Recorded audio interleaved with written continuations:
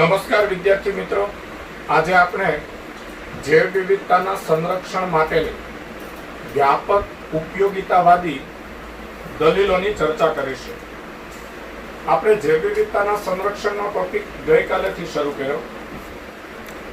તો કાલે આપણે છેલ્લે એક ટોપિકમાં ચર્ચા કરી કે જૈવ વિવિધતાના સંરક્ષણ માટે સંક્ષિપ્ત રીતે ઉપયોગી દલીલો. જેમાં આપણે જોયું હતું કે ભાઈ મનુષ્ય તેના ખોરાક માટે, બળતણ મેળવવા માટે, રેસા મેળવવા માટે, બાંધકામ સામગ્રી માટે વનસ્પતિઓ પર આધારિત છે. ઔષધો પણ વનસ્પતિઓમાંથી મળે છે. તો આ બધી બાબતો ગઈકાલે જે છેલ્લા ટોપિકમાં આપણે જોઈ એ સંક્ષિપ્ત રીતે ઉપયોગી દલીલો હતી. હવે આજે અત્યારે આપણે જૈવ વિવિધતાના સંરક્ષણ માટેની વ્યાપક ઉપયોગિતાવાદી દલીલો જોઈએ છીએ. તો આ વ્યાપક ઉપયોગિતાવાદી દલીલોમાં નિવસન તંત્રની સેવાઓની વાત આવે છે. હવે તમે જાણો છો કે નિવસન તંત્ર એટલે સજીવોના વસવાટ, એટલે કે જૈવિક ઘટકો અને અજૈવિક ઘટકોની આંતરક્રિયાથી બનતા એકમને નિવસન તંત્ર કહેવાય. દાખલા તરીકે જંગલ, ઘાસના મેદાન, નદી, તળાવ, સરોવર, સમુદ્ર, ખેતર, બગીચા, આ બધા નિવસન તંત્રો છે. તો નિવસન તંત્રની સેવાઓમાં પણ જૈવ વિવિધતાનો ફાળો છે. હવે આ નિવસન તંત્રની સેવાઓમાં પણ જૈવ વિવિધતા ભાગ ભજવે છે, જૈવ વિવિધતાનો ફાળો છે. તો એ બાબતની ચર્ચા આપણે શરૂ કરીએ. તો એમેઝોન જંગલો, જે આગળ પણ તમે જાણો છો, તો એમેઝોન જંગલો કે જે ખૂબ ઝડપથી નાશ પામી રહ્યા છે, તે પ્રકાશ સંશ્લેષણ દ્વારા પૃથ્વીના વાતાવરણમાં કુલ ઓક્સિજનનો લગભગ 20% ઓક્સિજન મુક્ત કરે છે. એટલે તો આપણે આ એમેઝોન જંગલોને પૃથ્વીના ફેફસા કહીએ છીએ, કારણ કે ત્યાં ઉગેલી વનસ્પતિઓ પ્રકાશ સંશ્લેષણ કરીને વાતાવરણમાં 20% જેટલો ઓક્સિજન મુક્ત કરે છે. અને પ્રાણીઓ આ ઓક્સિજનનો ઉપયોગ જારક શ્વસન કરવા માટે કરે છે, એટલે કે પ્રાણીઓ આ ઓક્સિજન શ્વાસમાં લે છે. આપણે જાણીએ છીએ કે કોઈ હોસ્પિટલમાં દર્દીની સારવાર ચાલતી હોય અને તેને ઓક્સિજનના સિલિન્ડર દ્વારા ઓક્સિજન આપવામાં આવે તેવી પરિસ્થિતિમાં દર્દીની સારવાર ચાલતી હોય તો હોસ્પિટલમાં એક ઓક્સિજન સિલિન્ડરનો પણ ખર્ચ થાય છે. પરંતુ આ વનસ્પતિઓ પ્રકાશ સંશ્લેષણથી જે ઓક્સિજન મુક્ત કરે છે, એ ઓક્સિજન આપણે પ્રાણીઓ અને માનવો શ્વાસમાં લઈએ છીએ તો તેનો કોઈ ચાર્જ નથી. તે આપણને ફ્રી ઓફ કોસ્ટમાં મળે છે. તો આ નિવસન તંત્રની સેવા છે. બીજી સેવાની વાત કરીએ તો પરાગનયન. પરાગનયન એટલે આપણે જાણીએ છીએ કે પુષ્પના પુંકેસરની પરાગરજ સ્ત્રી કેસરના પરાગાસન પર સ્થળાંતરણ પામે તે ક્રિયાને પરાગનયન કહેવાય. તો પરાગનયન સપુષ્પી વનસ્પતિમાં લિંગી પ્રજનનનો એક ભાગ છે. એટલે કે સપુષ્પી વનસ્પતિમાં લિંગી પ્રજનન થવા માટે પરાગનયનની ક્રિયા થાય છે. પરાગનયન થાય પછી જ પુષ્પમાં ફલન થાય અને ફલન બાદ ફળ અને બીજ પ્રાપ્ત થાય છે.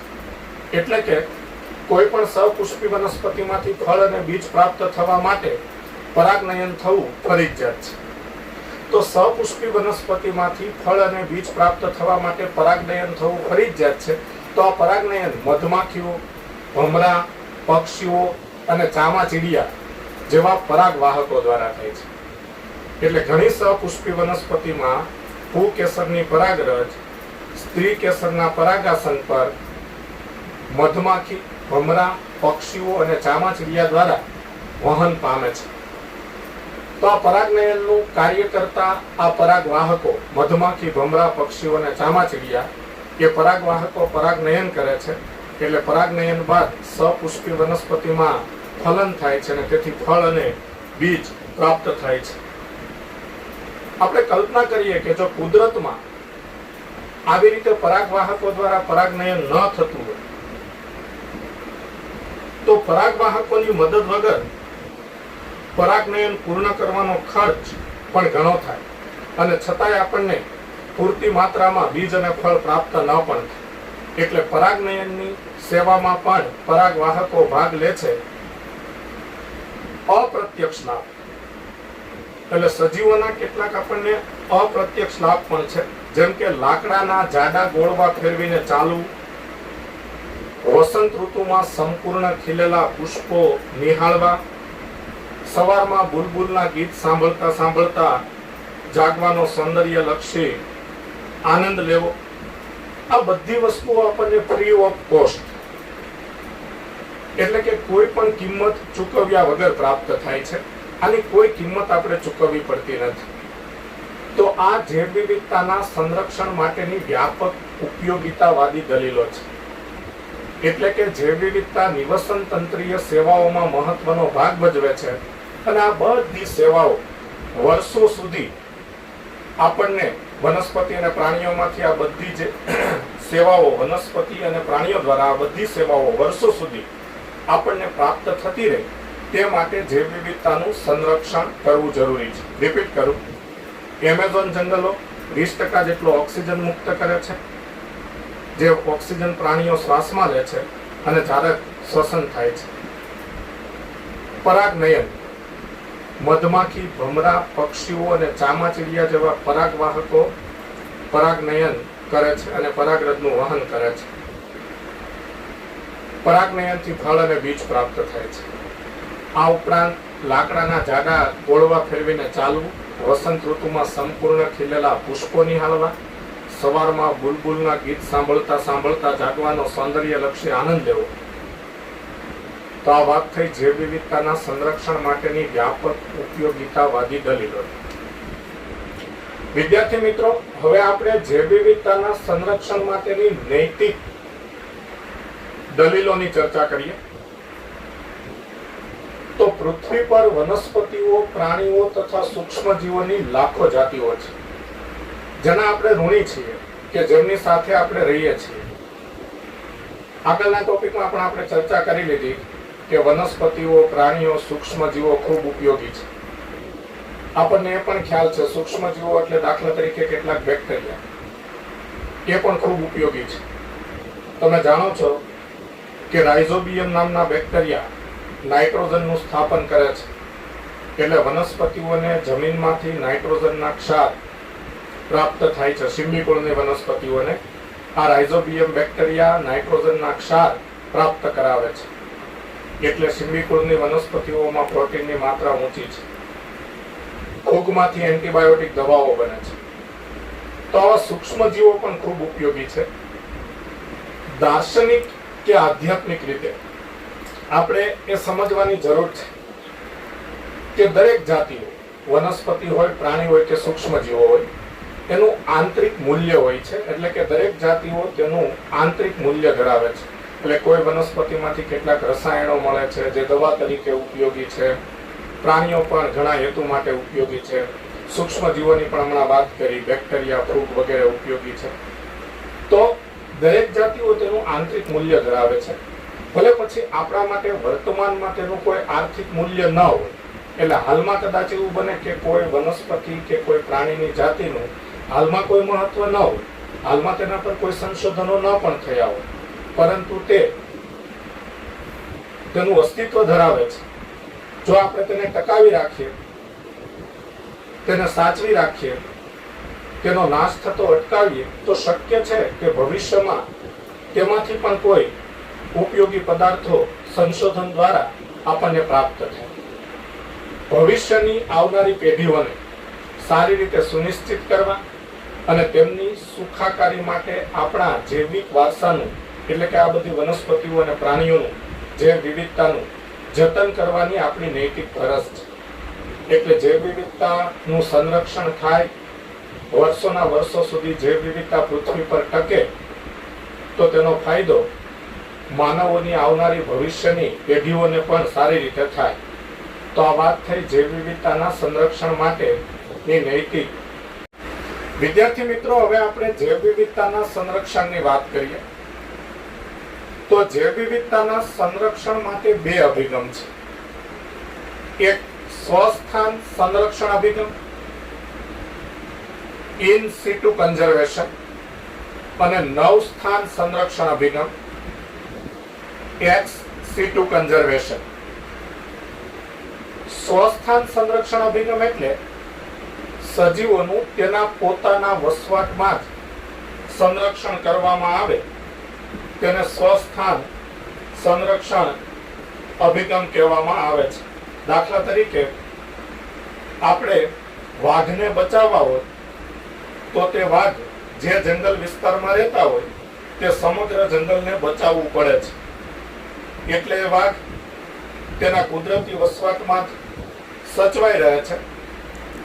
આ બાબતને સ્વસ્થાન સંરક્ષણ અભિગમ કહેવાય છે. તેને ઓન સાઇટ કન્ઝર્વેશન એટલે કે એ જ જગ્યાએ સંરક્ષણ પણ કહેવાય. એટલે કે સજીવને તેના પોતાના કુદરતી વસવાટમાં જ સાચવવામાં આવે તેને સ્વસ્થાન સંરક્ષણ અભિગમ કહેવાય. એટલે તેને ઓન સાઇટ કન્ઝર્વેશન, એ જ જગ્યાએ સંરક્ષણ એવા નામે પણ ઓળખવામાં આવે છે. દાખલા તરીકે અભયારણ્ય હોય છે અને રાષ્ટ્રીય ઉદ્યાન હોય છે, તે સ્વસ્થાન સંરક્ષણ અભિગમમાં આવે છે. તો અભયારણ્ય અને રાષ્ટ્રીય ઉદ્યાન એ સજીવોના કુદરતી વસવાટ છે. કેટલાક કાયદાઓ દ્વારા, રાજ્ય સરકાર અને કેન્દ્ર સરકારના કાયદાઓ દ્વારા એ અભયારણ્ય અને રાષ્ટ્રીય ઉદ્યાનને સુરક્ષિત જાહેર કરવામાં આવે છે, જે સ્વસ્થાન સંરક્ષણ અભિગમમાં સમાવેશ પામે છે. અને આવી રીતે કોઈ પણ નિવસન તંત્રનું સંરક્ષણ કરવામાં આવે, તેને સુરક્ષિત કરવામાં આવે એટલે ત્યાંની જાતિઓ સુરક્ષિત થઈ જાય. હવે નવસ્થાન સંરક્ષણ અભિગમ એક્સ સિટુ કન્ઝર્વેશન, તેમાં જે જાતિઓનું અસ્તિત્વ જોખમમાં હોય, એટલે કે જે જાતિઓની સંખ્યા ખૂબ ઘટી રહી હોય, તેના સંરક્ષણ માટે તેને તેના કુદરતી નિવાસસ્થાનમાંથી બહાર લઈ, કુદરતી નિવાસસ્થાનમાંથી બહાર કાઢી એક વિશેષ જગ્યામાં લઈ જઈ સમૂહમાં રાખવામાં આવે છે. આ અભિગમને નવસ્થાન સંરક્ષણ અભિગમ કહેવાય છે. દાખલા તરીકે આપણે પ્રાણી સંગ્રહાલયો જોયા છે, ઝૂ, તો એ નવસ્થાન સંરક્ષણ અભિગમ છે. એમાં એવી જાતિઓની જાળવણી થાય છે કે જે જાતિઓનું અસ્તિત્વ જોખમમાં છે, જેની સંખ્યા ખૂબ ઝડપથી ઘટી રહી છે.